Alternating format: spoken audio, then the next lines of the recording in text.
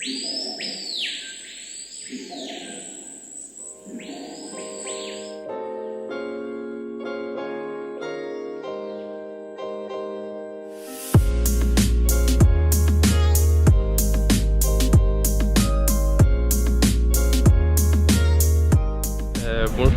je m'appelle William, du coup je suis étudiant en biologie, j'ai une licence de biologie générale et donc je suis venu en Uruguay pour être volontaire chez Carumbé. Et ici en ce moment on est les 4 volontaires, plus les 2 chercheurs qui encadrent le projet et également une technicienne vétérinaire qui s'occupe des manipulations pour la réhabilitation. Mais on peut aller jusqu'à 10-12 volontaires parfois dans le centre. C'est une ONG qui a été fondée en 1999. Aujourd'hui c'est un centre de réhabilitation donc des tortues marines qu'on trouve sur les côtes d'Uruguay. Et donc c'est surtout des tortues qui sont rencontrées par les touristes sur la plage et qui ensuite nous appellent pour venir les amener en réhabilitation. Après oui, on les réhabilite, on voit ce qui ne va pas. Souvent c'est des problèmes d'obstruction intestinale par le plastique. Il y a des problèmes de plastique ici dans l'océan. Et donc après on fait des contrôles, on voit ce qui ne va pas et ensuite on peut les libérer. En général il reste 2 semaines, 1 mois et on les libère. En dehors du plastique vraiment qu'on retrouve dans l'océan, il y a des filets de pêche qui coincent les tortues dans l'eau et qui les empêchent de respirer, donc on en retrouve des mortes également. Et donc il y a beaucoup de problèmes avec les filets de pêche surtout, les hameçons, etc. On retrouve aussi des hameçons dans les intestins des tortues.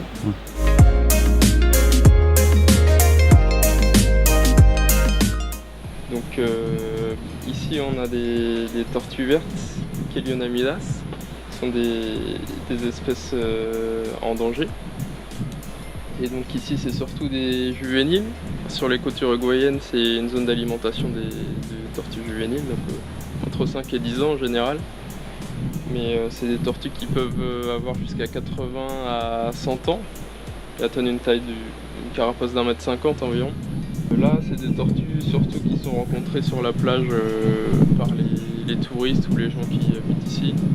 Et donc qui appellent Carumbé parce que maintenant ils connaissent un petit peu le centre, etc. Donc tout de suite ils appellent et on va chercher les tortues, on les ramène ici, on voit ce qui va pas.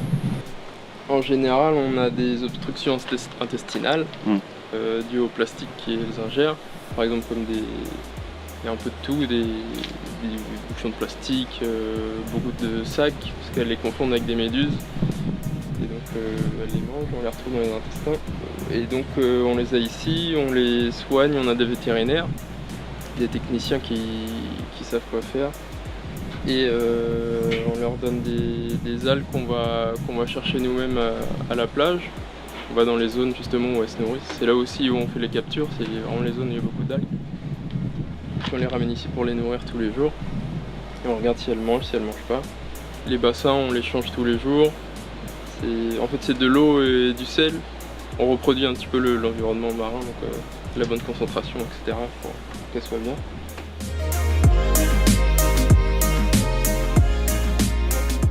Ici, des problèmes qu'on rencontre, c'est des problèmes de domestication des tortues. Ici on a par exemple la tortue oreille rouge qu'on retrouve en Floride, naturellement elle vit en Floride, mais qu'on retrouve aussi en Uruguay parce que les gens les ont chez eux et parfois sont relâchés dans la nature accidentellement ou intentionnellement. Et donc il y a un problème de compétition avec les autres tortues qui sont les morocoyos, qui elles vivent en Uruguay et en Argentine, mais sont un peu moins compétitives. Et donc du coup, petit à petit, on voit les populations qui varient et on a de plus en plus d'espèces de Floride qui sont dans la région. Et donc c'est ce problème-là qui se pose en ce moment.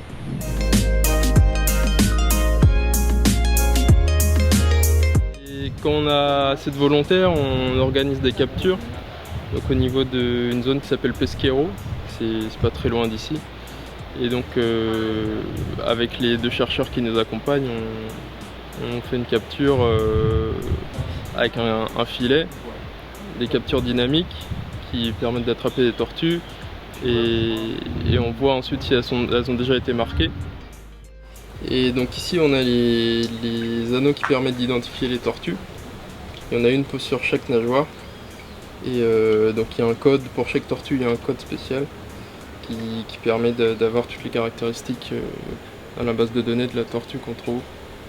Ce que je sais, c'est que pour les identifier, on prend des photos de profil et toutes les petites écailles qu'elles ont autour de l'œil, ça permet d'identifier si on n'a plus les marques sur les nageoires.